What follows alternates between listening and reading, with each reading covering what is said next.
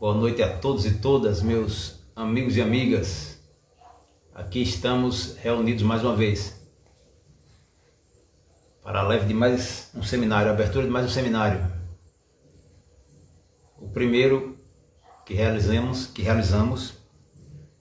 Espiritualidade Indígena e Cultura Jurema no Rio Grande do Norte.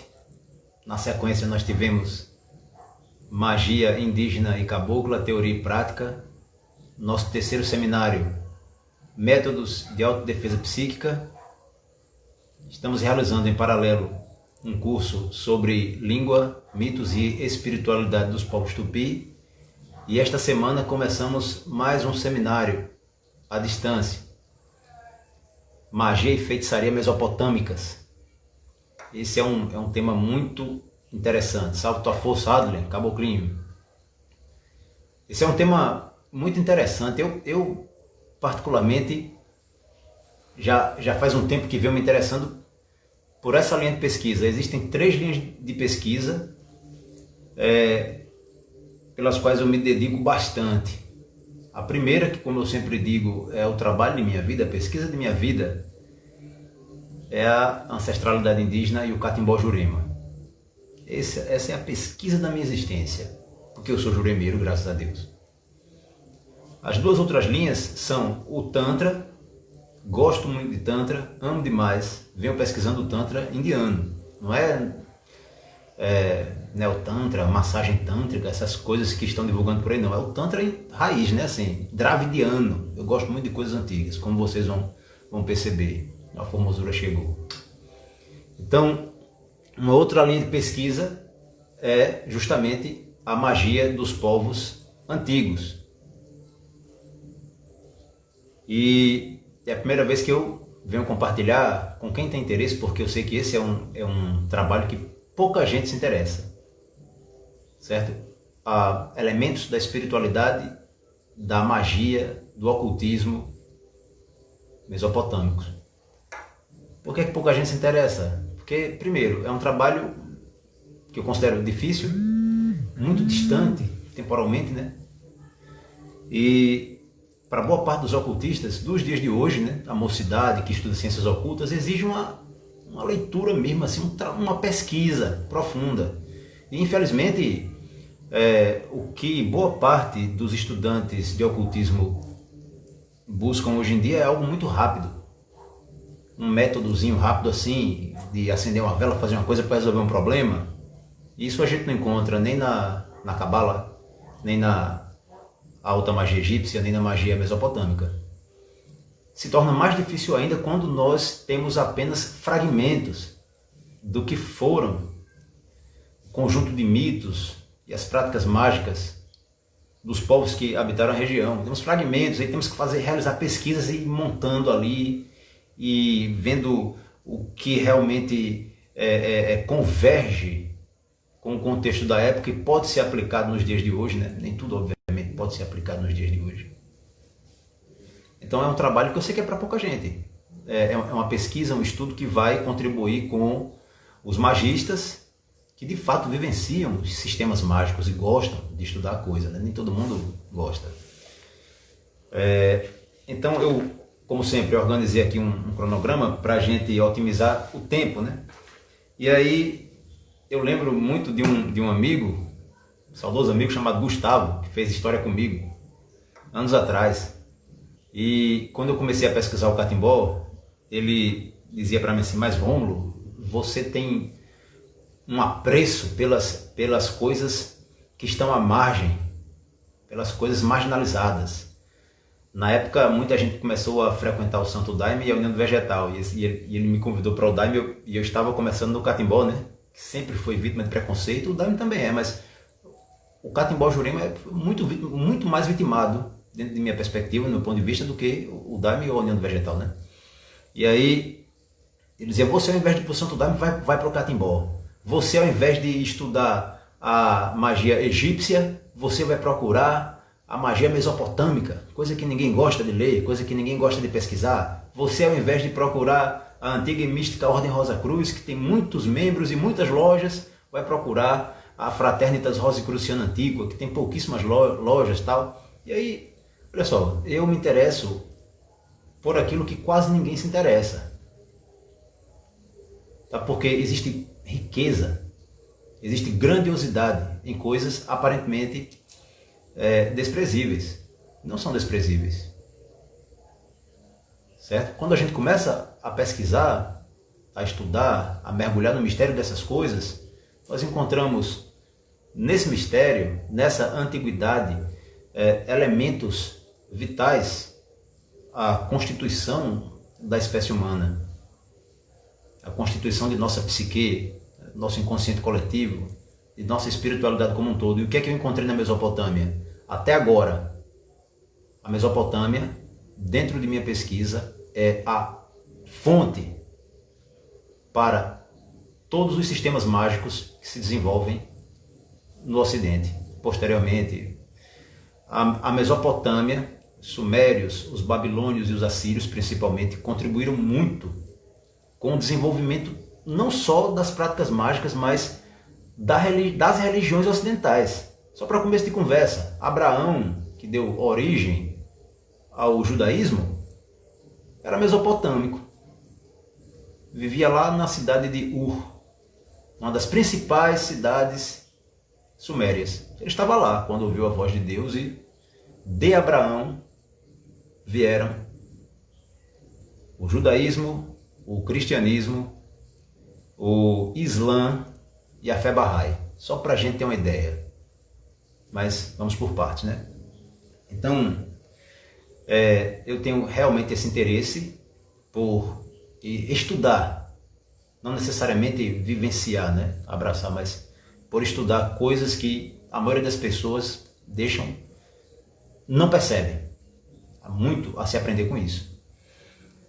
Tataramen, meu irmão Oprieka, salve tua luz. Quanto tempo, cara. E aí, minha gente, eu também me interesso muito por elementos antigos e até pré-históricos. Sabe? No que se refere à alta magia, às práticas mágicas, ao estudo das ciências ocultas, eu me interesso muito mais pela magia dos povos antigos e pela magia das sociedades pré-históricas do que pela magia medieval, moderna e contemporânea. Muito mais. Se nós prestarmos atenção, a partir da Idade Média, na verdade no final da Idade Antiga já muita coisa já estava sendo manipulada, alterada, acrescida, misturada, e aí quando a gente chega na Idade Média e na modernidade, começam a surgir sistemas de magia que, dentro de minha leitura, perdem o sentido. Quando a gente se distancia da fonte, nós começamos a interagir com um pandemônio de coisas e não compreendemos mais os elementos em sua originalidade. É como se a gente, fazendo aqui uma analogia, né? Como se nós de repente fôssemos a um terreiro e encontrássemos um pai de santo dizendo que Exu é o diabo. Mas não tem nada a ver uma coisa com a outra. Exu, a ideia de Exu, o Exu em si, o ser espiritual, sofreu uma série de perseguições. Exu foi diabolizado, foi tratado como um demônio, como o diabo mesmo. E infelizmente muita gente adotou essa ideia. E tendo como base isso, surgiram, por exemplo, sistemas horríveis que relacionam os Exus aos demônios da Goécia. Não tem nada a ver uma coisa com a outra, desculpa a franqueza. Mas os panteões são distintos. As leituras que se fazem de Exu nas tradições originais, de onde ele vem, são totalmente distintas da ideia de um inferno, Satanás e não sei o que lá, por favor. E aí, um outro exemplo aqui, uma outra analogia. Os nossos índios, aqui do litoral, cultuavam um ser divino chamado Jurupari, que é uma manifestação solar, filho do sol e da virgem Xiossã. É um ser divino, um pajé divino, um ancestral divinizado. E aí a igreja vem, durante o processo de colonização, os padres diabolizam Jurupari, profanando o mistério sagrado de várias etnias que cultuavam, vários povos indígenas que cultuavam Jurupari, transformam Jurupari no diabo. Aí hoje em dia tem índio que quando quer falar no diabo fala Jurupari. Cuidado com Jurupari. Que Deus te proteja de Jurupari. Olha aí. Então ocorre uma distorção, né, ao longo do tempo, e as pessoas adotam a distorção como sendo o original, o real, o antigo. Então eu prefiro muito mais buscar na fonte, beber na fonte dos antigos, beber nessa fonte, buscar a espiritualidade dos povos ágrafos, dos povos da floresta, que não sofreram tanta influência da civilização. E no que se refere à magia mesopotâmica, nós temos aí uma fonte muito importante, da qual, ao longo dos milênios, né, surgiram outras e outras ramificações. E aí nós temos, obviamente, os arquétipos universais, como, por exemplo, Jesus, Filho de Deus, Jurupari, Quetzalcoatl, Mitra, que são seres divinos dentro de uma espiritualidade arquetípica. Eles expressam uma força universal que foi sentida por todos os povos, praticamente todos os povos do globo. E aí sim, aí nós temos um arquétipo, tá? Um arquétipo. É diferente de uma amarração, de uma distorção, dizer, por exemplo, que Lilith é Maria Padilha. Para mim não faz sentido nenhum. Tá? Dizer que Exu é o diabo, dizer que Jurupari é o diabo, para mim não faz sentido nenhum. Então, particularmente, não tenho interesse desses sistemas muito próximos de alta magia. É uma série de distorções e misturas e fusões, e às vezes o elemento espiritual tem uma relação distante, aí o magista vai forçando a barra, e diz, esse Deus aqui na Mesopotâmia é o mesmo Deus no Egito, é o mesmo Deus na Síria, é o mesmo Deus entre os índios, é o mesmo Deus não sei aonde, e na verdade não tem nada a ver uma coisa com a outra. Sequer arquétipos são, tá? Mas aí, enfim, é por isso que eu busco, quando estou estudando as tradições indígenas, que para mim preservam muito de nossa ancestralidade, e no caso dos povos do Oriente Médio, existem dois que eu gosto muito de estudar, o povo indiano e o povo mesopotâmico. No universo indiano, de preferência os dravidianos, antecessores dos hindus. E aí,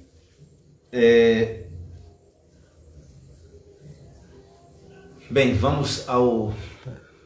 Por que existem entidades com o nome, por exemplo, Exu Lúcifer? Uma pergunta interessante aí, viu, mestra Sidman? Eu tenho um livrinho aqui, deixa eu buscar para mostrar para vocês.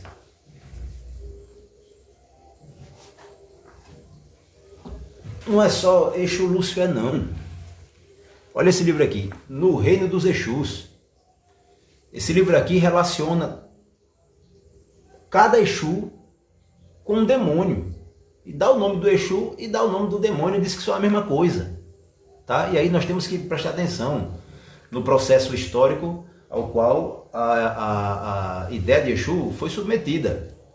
Tá? Exu, obviamente, é um ser ligado à reprodução sexual, à fertilidade, à energia vital, simbolizado por um falo muitas vezes. Evidentemente que quem era contra a reprodução, quem era contra o prazer sexual, condenou Exu. Tratou Exu como se fosse um ser inferior, aquele que incita a tentação. Diabolizou Exu. E aí, dentro do imaginário das hierarquias de seres no mundo superior e nos mundos inferiores, imaginou-se que, da mesma forma que em sistemas como a Goécia existem hierarquias de demônios, deveriam haver hierarquias de Exus. E aí coloca lá Lúcifer, que é outra coisa que eu não vou nem falar aqui. Tem gente que diz que Lúcifer é Satanás, outros dizem que Lúcifer é um anjo. Mas aí existe uma concepção de que Lúcifer é o chefe do inferno e que o Exu Lúcifer é o chefe da turma infernal. E para mim a amarração é uma coisa que não faz sentido você adotar isso dentro de um trabalho. Quer dizer, dependendo do trabalho, uma coisa eu digo, quem evocar Exu achando que está evocando um demônio, não está chamando Exu em canto nenhum, porque Exu não é demônio. Enfim. Bem, deve chamar outra coisa, né? Diz que é Exu, mas é outra coisa. E aí vamos ao questão do seminário. esse seminário sobre magia e feitiçaria mesopotâmicas, eu a princípio acreditei que seria algo muito simples devido à escassez de materiais, a escassez bibliográfica, né, em língua portuguesa pelo menos, sobre os povos da Mesopotâmia. Geralmente os livros dizem a mesma coisa, tá? Geralmente os livros dizem a mesma coisa. Pois é. E aí eu pensei, rapaz, existe muito mais material disponível sobre o Antigo Egito do que sobre a Mesopotâmia. Até mesmo porque do Antigo Egito existe muita coisa que está em pinturas, existem muitas esculturas, existem muitos papiros, enquanto que a região, o território mesopotâmico, naquele território havia uma escassez de rochas, uma escassez de pedras. Aí, muita coisa que foi produzida com material análogo à argila, um tipo de argila, que com o tempo as próprias intempéries climáticas destruíram. Sem falar que ocorreram saques, invasões, e até hoje existem conflitos ali na região, né? E esses conflitos contribuem com a destruição dos fragmentos que existem e que estão por serem descobertos, que ainda está por ser descoberto. Mas vamos lá. Eu precisei, então, à medida que fui realizando a pesquisa e me aprofundando no assunto, dividir o seminário em 3 partes. Me surpreendi. Eu fiz a garimpagem de livros, né, tal. Me surpreendi com a quantidade de material que há sobre Mesopotâmia, sobre povos mesopotâmicos. Agora, todos eles baseados em muitos fragmentos, e nós temos que sair sincronizando, né, alocando esses fragmentos, essas informações fragmentadas em uma ordem cronológica, para a gente poder compreender o processo de desenvolvimento da sociedade mesopotâmica. Então vejam bem, organizei em 3 níveis, estou organizando em 3 níveis. O primeiro, né, que é praticamente uma introdução à magia e feitiçaria mesopotâmicas, questão de conceitos, analisar a história dos povos mesopotâmicos, elementos da história, características principais, né, dos povos mesopotâmicos, para a gente poder ir mergulhando nas mitologias, né, nos mitos, né, conhecendo as divindades e finalmente as práticas mágicas. Salva tua força, mestre. Qual a relação entre as leis e princípios herméticos com os sistemas de magia mesopotâmicos e egípcios? Rapaz, olha só, se a gente trata de hermetismo, uma das primeiras coisas que vem à nossa memória é a primeira lei hermética, né? Assim como em cima, é embaixo. Não é isso? Essa lei se faz presente no hermetismo, e outros povos também falaram disso de modo aproximado. Essa ideia já existia entre os sumérios. O céu, o mundo celeste, era uma réplica perfeita do mundo terreno. Então, para cada rio, para cada montanha, para cada cachoeira existente aqui na Terra, havia uma celestial, uma no céu. E alterar alguma coisa aqui, consequentemente, repercutia nos mundos superiores. Então, como em cima é embaixo, essa antiga lei hermética já se fazia presente entre os sumérios há muito tempo, cerca de 2000 anos antes do que nós chamamos de hermetismo se formar, tá? E aí, para não aprofundar muito, existem diversos elementos que ao longo do seminário nós vamos ter a chance de dialogar a respeito. Bem, então, o que é que significa a palavra mesopotâmica? Para a gente contextualizar aqui a coisa, né? Mesopotâmia, aliás, o que é que significa essa palavra? Mesopotâmia é uma palavra grega. Era assim que os gregos chamavam a região, tá? Mesopotâmia significa entre rios. Porque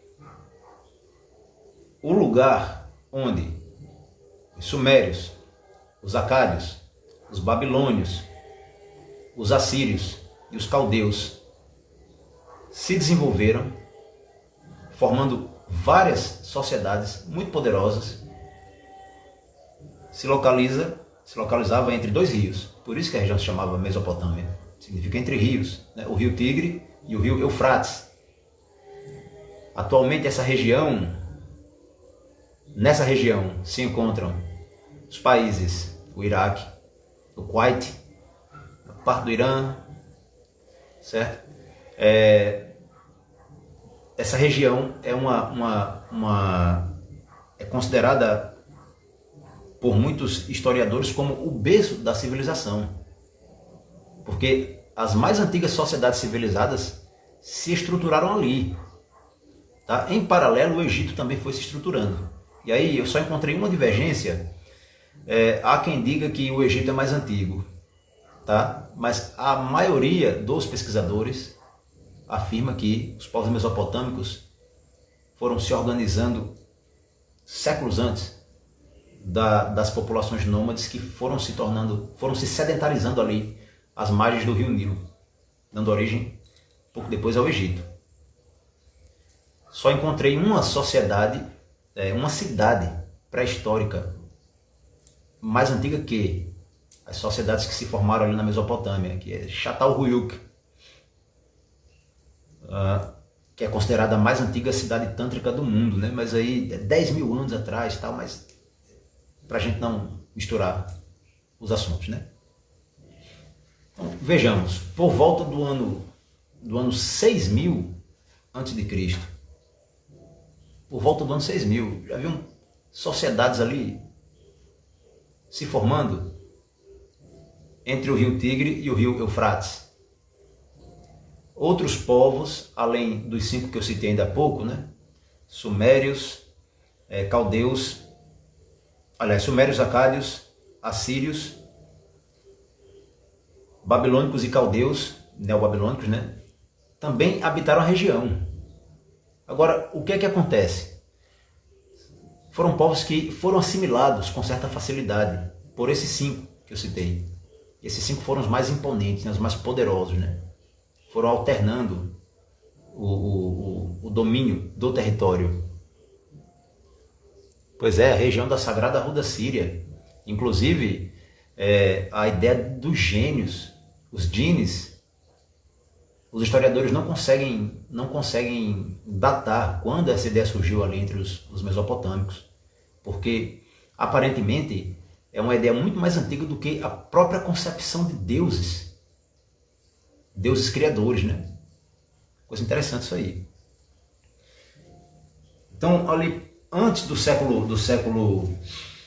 do quinto milênio antes de Cristo, nós já identificamos manifestações de espiritualidades, manifestações espirituais.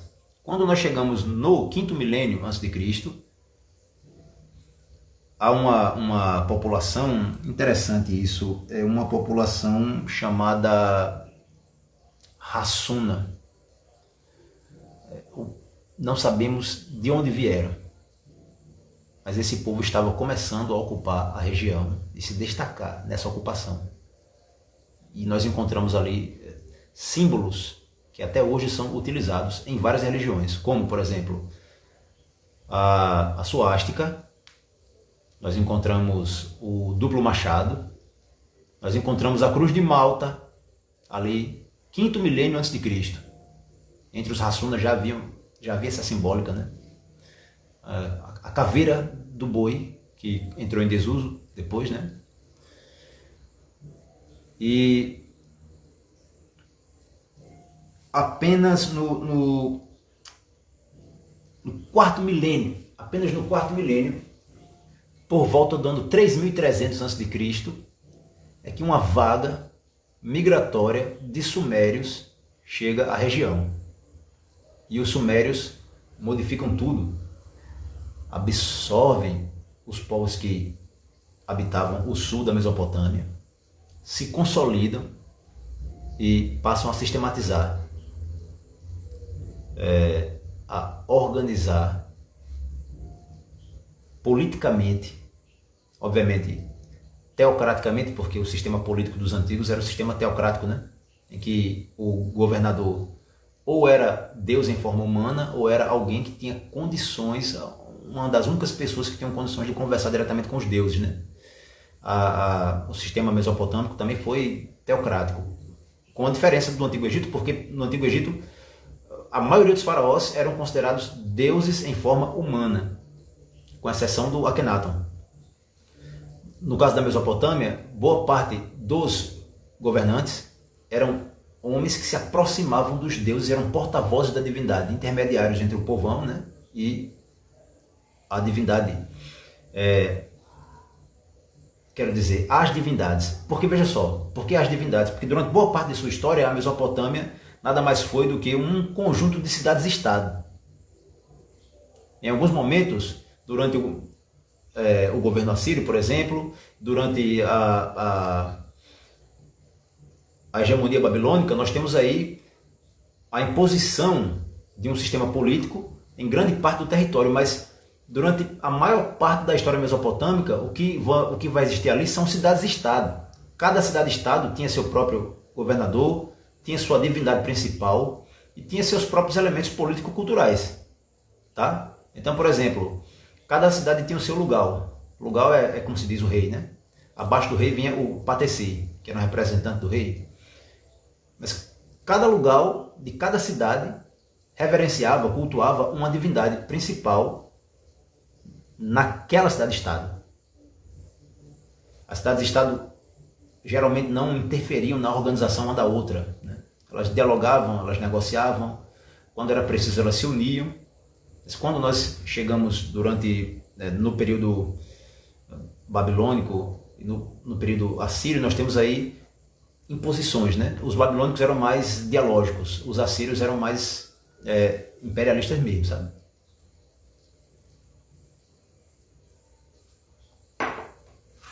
Bem, vamos lá. Se alguém tiver alguma pergunta, algum acréscimo, algum comentário a fazer, fique à vontade, tá? Porque senão eu vou ficar falando aqui sem parar. Seguindo aqui o cronograma que eu organizei, quando nós chegamos no quarto milênio antes de Cristo, por volta do ano 3300, como eu falei ainda há pouco, a presença suméria no território mesopotâmico vai surpreender boa parte dos pesquisadores. Uma coisa surpreendente aconteceu ali no quarto milênio, o surgimento da escrita. A forma mais antiga de escrita que se conhece hoje em dia nasce com os sumérios. Há pesquisadores hoje em dia que dizem que a escrita surgiu ali pelo ano 5300 a.C., na região, na Mesopotâmia, tá? Por obra dos sumérios. Mas a maioria dos historiadores afirma que a escrita surge entre o ano 4500 e 3500 a.C. Então, resumindo, quarto milênio. Os sumérios já estavam ali, ainda não eram hegemônicos, estavam estabelecendo a hegemonia. Quando eles se tornam senhores da região, do sul da Mesopotâmia, eles começam a difundir o que a gente chama hoje de escrita cuneiforme, o sistema cuneiforme de escrita. As letras, os símbolos, a princípio, eram meio que ideográficos, né? Com o tempo foram se tornando mais abstratos e ideias passaram a ser expressas. Eu falei letras, mas é um equívoco.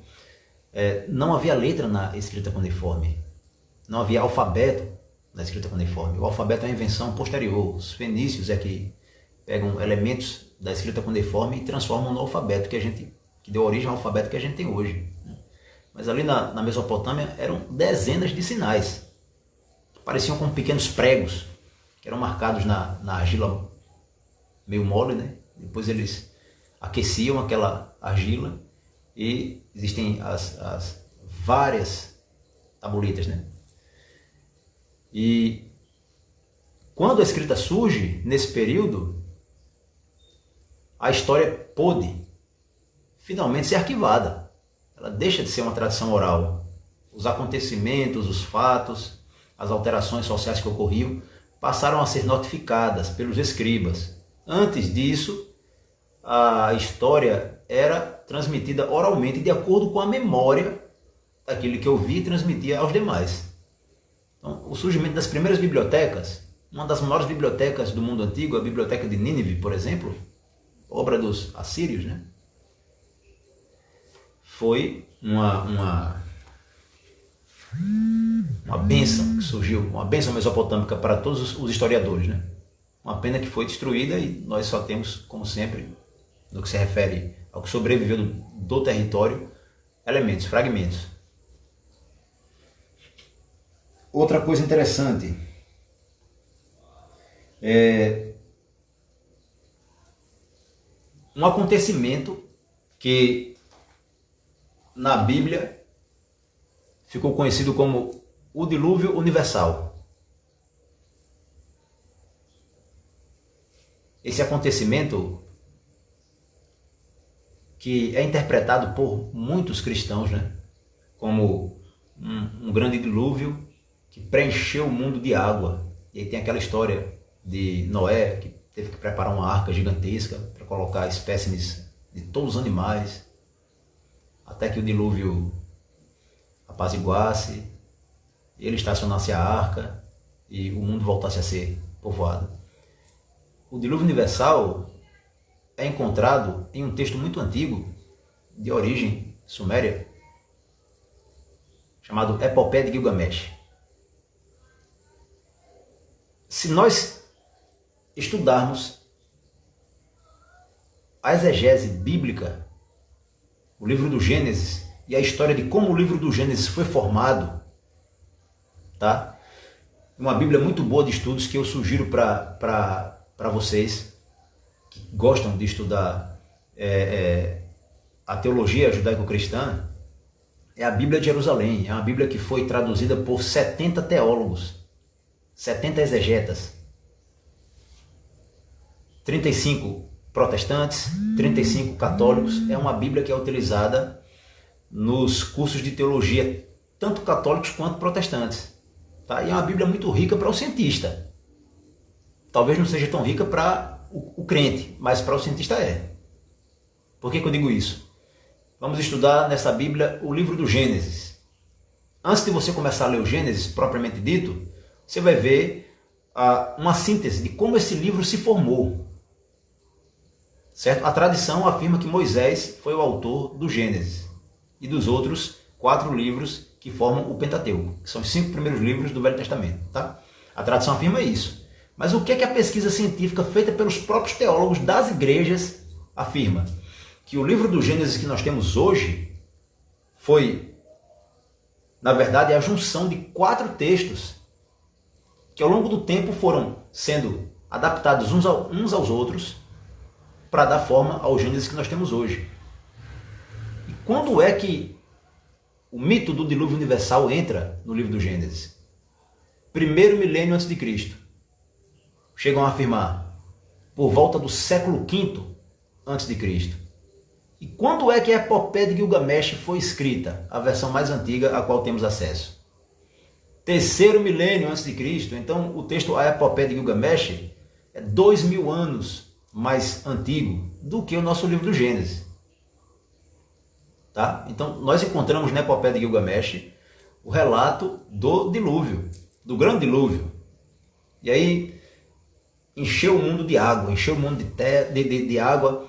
Foi aquela coisa, Noé teve que construir a grande arca para salvar os animais. Mas aí vamos voltar no tempo e vamos tentar contextualizar a coisa para não cometer um anacronismo, tá? O que é que os sumérios compreendiam por mundo? Qual era o mundo dos sumérios? O que era mundo para eles? O mundo sumeriano era pouco mais do que o território mesopotâmico. Os sumérios não visualizavam, não concebiam o mundo do modo como o homem contemporâneo concebe, tá? A terra redonda, com diversos continentes, e tudo se enchendo d'água, não ficando um pedacinho de terra durante 40 dias e tal.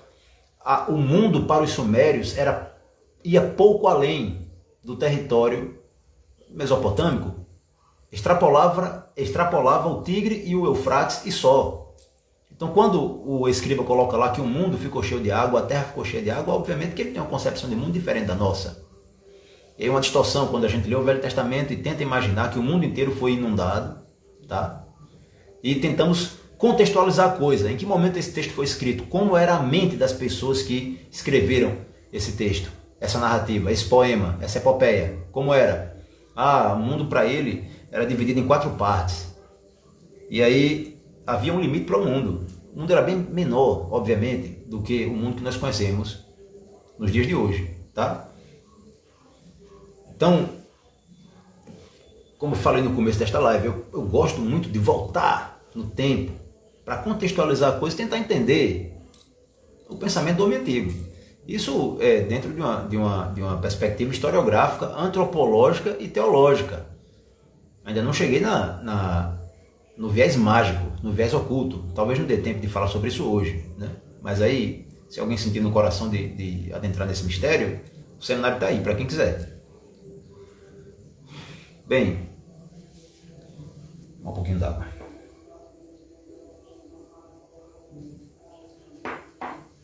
Uma outra coisa que eu selecionei aqui. Lembrando que o que nós encontramos no campo da arqueologia, de fato, com relação a um possível dilúvio universal, certo? Os arqueólogos encontraram provas de que ocorreram 2 grandes enchentes. 2 grandes enchentes. E essas grandes enchentes foram transcritas posteriormente como um grande dilúvio. Certo? Isso por volta do 4º milênio antes de Cristo. Essas enchentes ocorreram. E as escavações identificaram realmente elementos que comprovam que ocorreram 2 grandes enchentes no mundo mesopotâmico dos sumérios, né? Porque o mundo mesopotâmico dos sumérios não é o mesmo mundo mesopotâmico dos babilônios, nem é dos assírios. As populações que vieram após os sumérios e dominaram a região já acrescentaram outras concepções, certo? Ao mundo dos sumérios. E fica uma coisa no ar. Nós encontramos relatos do dilúvio universal, né? Porque alguém pode se perguntar, então quer dizer que o dilúvio não foi exatamente um dilúvio como se encontra na Bíblia? Quer dizer que o dilúvio foi uma enchente que inundou ali a Mesopotâmia e os escribas da época relataram o fato como sendo um dilúvio global, mas foram enchentes locais. Mas aí, vamos lá, deixa a interrogação aí na mente de vocês, pesquisadores, né? Já está aqui na minha. Nós encontramos o relato do dilúvio universal não apenas lá entre os mesopotâmicos. É que tá, houve ou não houve um dilúvio? Nós encontramos o dilúvio universal entre os maias, aqui latino-americanos, por exemplo. Nós encontramos o relato do dilúvio universal entre os povos tupi. Eu vou falar sobre isso no curso de Língua, Mitos e Espiritualidade Tupi, tá? Que é o mito de Tamandaré. Tamandaré teria sido o arquétipo do Noé, né? Ele quem construiu o Igaruçu, o Canoão, e salvou algumas pessoas do dilúvio, relatado pelos índios. Tem uma sugestão de livro aqui para vocês. Só um minuto. Deixa eu ver onde está.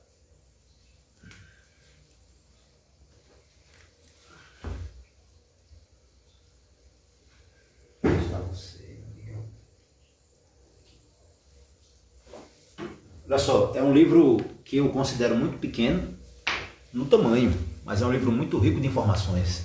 Tá? Se chama Logos Mantram Magia, da autoria do venerável mestre Viracosha, Arnold Kronheller.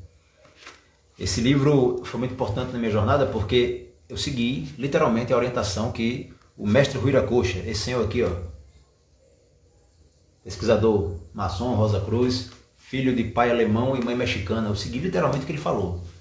Li isso aqui em 2005 a primeira vez, é a 5ª vez que eu leio esse livro, graças a Deus. E aí, o que é que ele diz? Ele fala assim, é interessante que você conheça a tradição da terra em que você nasceu. E depois disso é que você vai buscar no Egito e tal. Mas conhece a tradição da terra em que você nasceu? E na época eu me perguntei qual foi a tradição da terra em que eu nasci, né? Obviamente o Catimbó Jurema. Segui a orientação dele. E, sinceramente, por que eu recomendo esse livro? Porque nesse livrinho aqui, o Kronheller estabelece comparações, né, entre mitos do Antigo Egito e mitos do povo maia. Tá? E aí ele vai tratar, dentre outros, mitos do dilúvio universal entre os maia. Para quem quiser dar uma analisada, fornece muitas informações em poucas linhas, tá? Vale a pena. Bem, nós temos aí 20 minutos. Caso alguém tenha alguma pergunta ou acréscimo a fazer, fique à vontade. Certo? Então, pessoal, quando os sumérios estabelecem hegemonia no sul da Mesopotâmia, eles passam cerca de 2 milênios ali no sul da Mesopotâmia, expandem um tanto, né? Mas por volta do segundo milênio, os acádios estabelecem o controle da região, tornam-se hegemônicos na região, superam os sumérios, absorvem a cultura suméria, absorvem a escrita suméria, embora eles tivessem uma língua própria, né? Faziam uso da escrita cuneiforme. E interessante, quem são os acádios? Os acádios são os ancestrais dos hebreus. Certo? Os acádios são os ancestrais dos hebreus. Dos hebreus, posteriormente temos a organização da sociedade da nação judaica e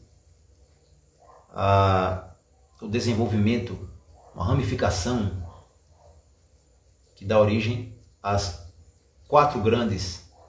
a 3 outras grandes religiões monoteístas aí. O cristianismo, o Islã e a fé Bahá'í, que é bem mais recente, né? Final do século XIX.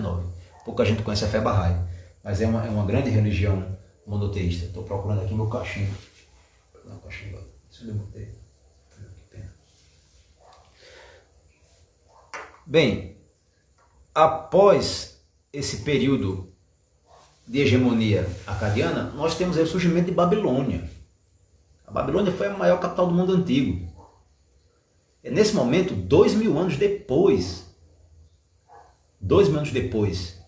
desse processo de ascensão e controle sumério no território mesopotâmico, é que os babilônios entram em ação e se destacam e dominam a região. E aí nós temos aí um desenvolvimento de uma série de práticas mágicas, o surgimento de feitiçarias e o surgimento de personagens que antes eram pouquíssimo citados, sequer lembrados, talvez porque não existissem, o que a gente chama de demônios. Essa questão de demônios, que muita gente cultua aí, né?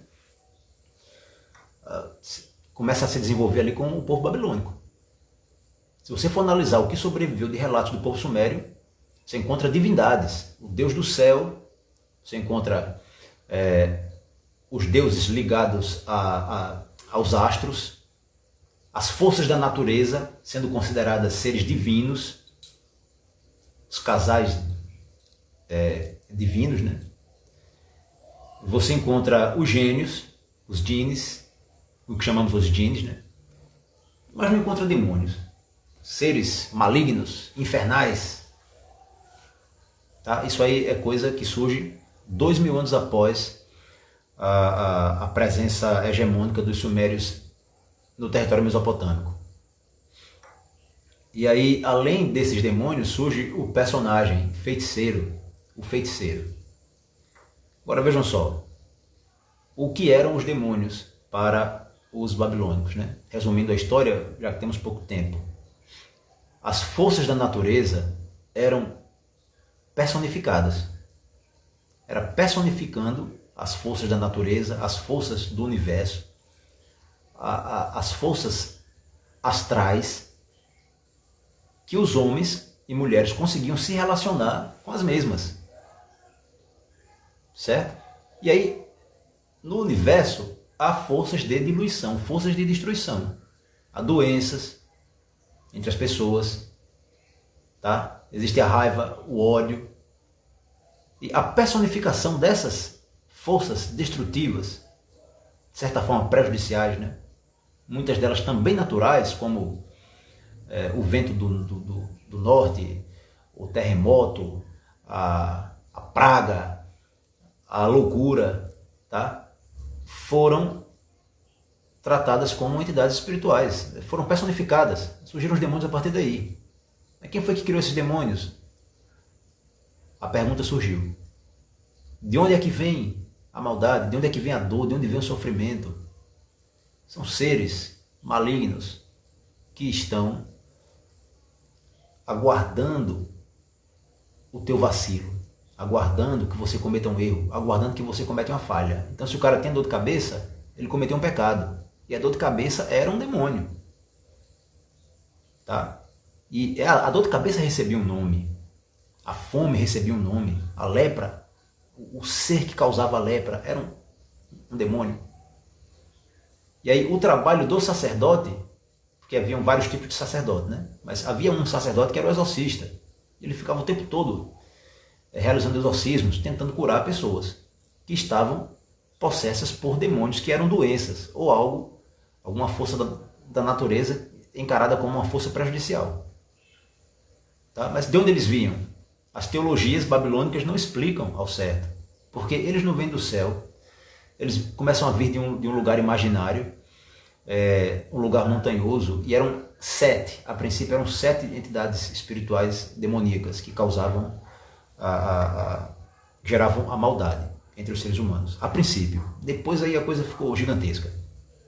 Acho que começaram a identificar uma série de outros fatores, né, destrutivos e depreciativos, tal, prejudiciais, e para cada um desses começaram a dar nomes, e aí ficou um monte de demônio para cima e para baixo. E até hoje a gente sofre com isso. Mas antes, no caso dos sumérios, não eram demônios que prejudicavam as pessoas, eram os mortos. As almas dos mortos é que podiam prejudicar alguém, se elas fossem esquecidas, né? Quando morria uma pessoa, por exemplo, os familiares de vez em quando precisavam alimentar o espírito do morto, levar água lá para o túmulo, levar comida e tal, porque caso contrário, o morto se irritava, passava fome, né, se perturbava e ia cobrar do vivo, tá? Mas uma entidade diabólica você não vai encontrar ali entre os sumérios, é difícil. Até a própria Tiamat, o que há de indícios de Tiamat entre os sumérios não é um demônio, se torna posteriormente, porque se torna inimiga de Marduk, lá na época da Babilônia, mais à frente, quando Marduk se torna o deus nacional, o deus principal do povo babilônico, Tiamat vai guerrear com ele e ele vai botar para quebrar em cima dela, né? Mas antes disso, o processo é diferente, a coisa é outra. E aí entra o feiticeiro. Quem é o feiticeiro? Entre os babilônios havia uma quantidade grande de feiticeiros, mas quem era o feiticeiro? Feiticeiro era um mago que trabalhava a revelia do Estado. A magia, assim como a religião e a medicina, estavam meio que interligadas ali no período, tá? E eram chanceladas pelo Estado, controladas pelo clero.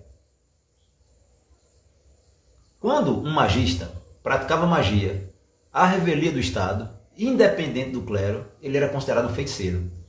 E isso era proibido. Ninguém poderia desenvolver, lidar com ciências ocultas à revelia do controle Estado clerical. Ninguém poderia, porque era marginalizado. E a prática ficava às escondidas, né? Tinha que ser realizada às escondidas. E aí é uma coisa interessante, né? Existe algo muito presente nas tradições hebraica, egípcia e mesopotâmica, que é o poder do nome.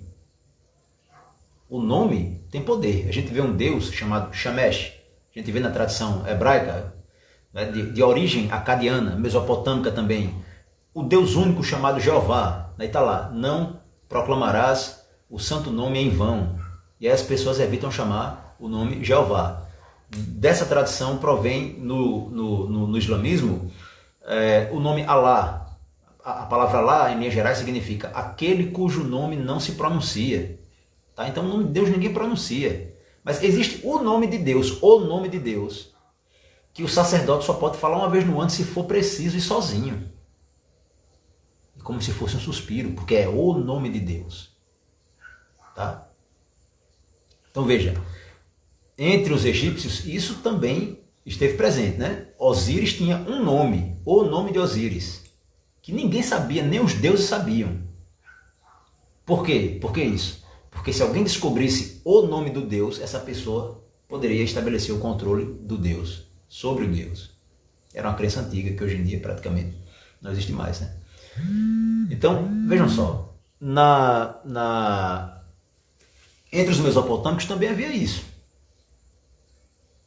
E o feiticeiro, isso era uma crença comum, se ele descobrisse o nome do Deus pessoal de alguém, ele podia calar a boca do Deus e afastar o Deus dessa pessoa. Interessante isso aí, né? Se ele descobrisse, tá? Nós encontramos isso, um resquício disso, uma coisa interessante, ó. Tantos séculos se passaram, milhares de anos, mas nós encontramos um resquício disso. Quer ver onde? Na Igreja Católica Apostólica Romana. Igreja Católica Apostólica Romana. Quem aqui já estudou um ritual de exorcismo católico romano? Quem estudou o ritual de exorcismo vai lembrar que em um momento o padre exorcista obriga o demônio a dizer o nome. Qual o seu nome? Em nome de Deus, qual o teu nome? E vai insistir, qual o teu nome? Até que o demônio fala o nome. Depois que o demônio fala o nome, ele dança. Pois é. E aí, por quê? Descobriu o nome da entidade diabólica, você estabelece o controle sobre ele. Tá? Essa é uma crença de origem, pelo menos esteve presente na Mesopotâmia há milhares de anos atrás. Ele tem que forçar o demônio a dizer o nome. Quando o demônio entrega o jogo, meu nome é tal. Já era. Agora você sai. Certo? Então isso aí nós encontramos na Mesopotâmia. Só que com uma certa equivalência. Porque se um feiticeiro, que era o feiticeiro, não necessariamente ele praticava maldade, tá? Mas ele praticava magia à revelia do Estado. Ele era um mago independente. E aí esse era o crime dele. O crime principal, né? O outro, ele poderia prejudicar pessoas.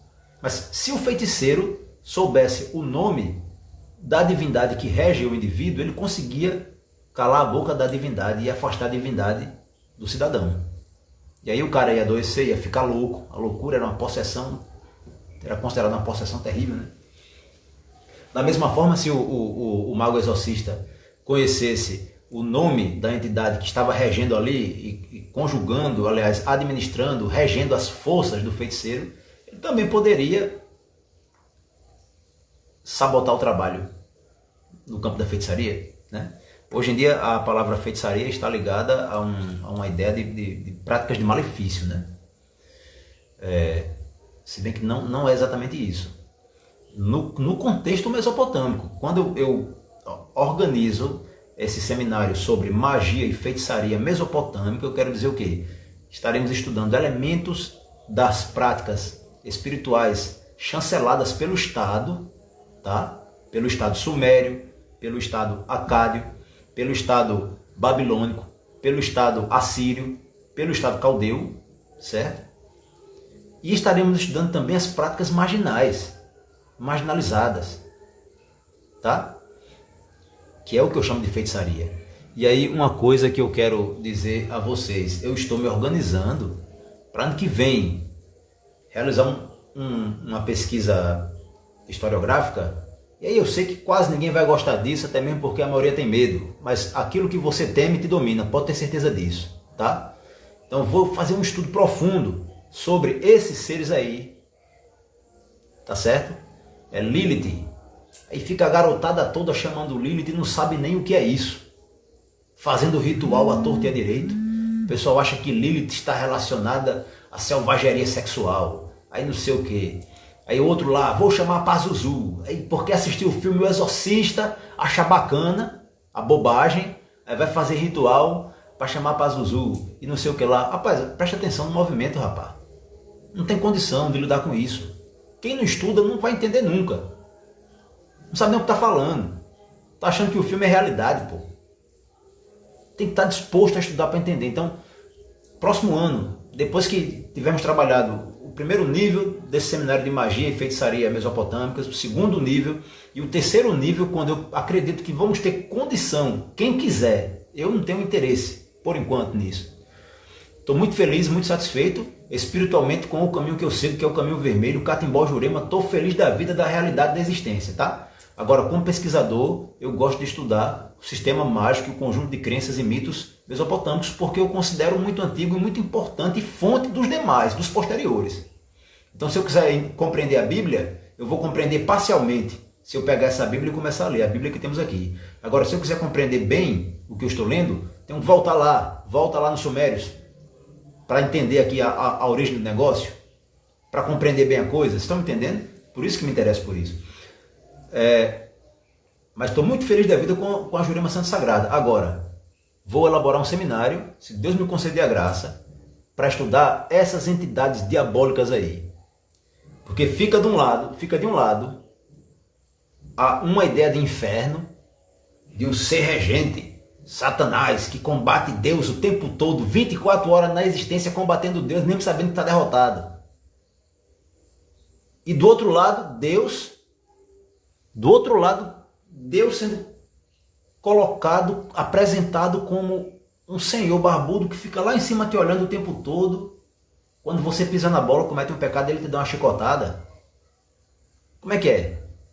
Então, olha só onde nos meteram, onde nós estamos metidos aí. De um lado, um demônio terrível, um diabão, chefe do inferno, que perturba todo mundo. Fica a gente cultuando essa entidade, esse fantasma, Satanás, adorando o tal do Satanás, e fica muito mais gente com medo do Satanás. De toda forma, a ideia de Satanás é ganhar força. O medo alimenta, a devoção alimenta. E do outro lado tem Deus, que é observando para, se você pisar na bola, ele dá uma chicotada. Só pode surgir disso aí um ser humano doente, mental e emocional. Ele olha para um lado, vê o cão atentando. Olha para outro, vê Deus com chicote, só esperando ele pisar na bola para dar uma cipuada. Então, que mundo é esse, meu Deus? Então, olha só. Quer conhecer Deus? Vou dar uma sugestão. Quer entender intelectualmente a ideia de Deus? Porque conhecer Deus é só um processo gnóstico mesmo assim, para você sentir Deus na sua existência. Agora, quer compreender intelectivamente Deus? Vai estudar o Evangelho, tá? Vai estudar a filosofia de Buda, os ensinamentos de Buda, de Zoroastro, do próprio Jurupari. Vá ler o que essas pessoas falaram sobre Deus. Quer resumir a história todinha? Lê o Evangelho. Certo? E aí você vai saber. Deus é amor. E não existe terror em Deus, não. Certo? Quem acha que Deus está aqui para castigar as pessoas, que ele sabe, desde sempre soube, que são falhas, infelizmente está equivocado. Deus é amor, e amor verdadeiro. Não é amor vingativo, não. Agora, quer saber quem é o demônio? Para acabar com essa munganga? Aí é que tá. Vamos estudar as concepções. Eu pretendo organizar esse seminário, tá? Vamos estudar aí Pazuzu, Lilith, Lúcifer, Beelzebub, Satanás. Vou falar de um por um. Para acabar com a munganga. Tem gente que ganha dinheiro às custas do seu medo. Tem gente que deixa você louco, que te castra, que anula tua sexualidade, tua virilidade, teu amor ao próximo, tua liberdade, dizendo que se você fizer isso ou aquilo outro, vai estar o demônio lá pertinho de você, só esperando a hora para lhe pegar. E se você for correr para o outro lado, não vai ter demônio não, vai ter Deus com a chibata para te bater. Tá? Então, vou falar sobre isso aí. E aí, meus amigos e amigas magistas, por favor, não se sintam ofendidos, tá? Não se sintam ofendidos. Quero deixar claro, isso é concepção minha, meu ponto de vista. Estarei apresentando meu ponto de vista, certo? Obviamente que todo mundo é livre para acreditar ou não, e todo mundo é livre para realizar uma pesquisa muito mais profunda que a minha, até mesmo porque eu não tenho recurso material para realizar pesquisas tão profundas quanto eu gostaria. Mas meu ponto de vista é o seguinte: esses sistemas modernos e contemporâneos de magia, a grande maioria deles são perca de tempo, que é viver no mundo da ilusão e da fantasia, evocando o Satanás, dizendo que Exu é o Satanás, que Pombogira é Lilith, tá fazendo ritual para evocar não sei quantos daimon. Isso aqui é um ritual, vou chamar os demônios do inferno. Por favor. Por favor. O tempo está acabando. Muita luz, muita paz e muito amor, tá? Quem sentir de estudar a magia e feitiçarias mesopotâmicas, mantém contato. O seminário começa sábado. E domingo tem uma live com o pessoal do Círculo Místico. certo? Às 19h30, no canal do YouTube do Círculo Místico. Então, muita luz, paz e amor, paz e alegria. Viva!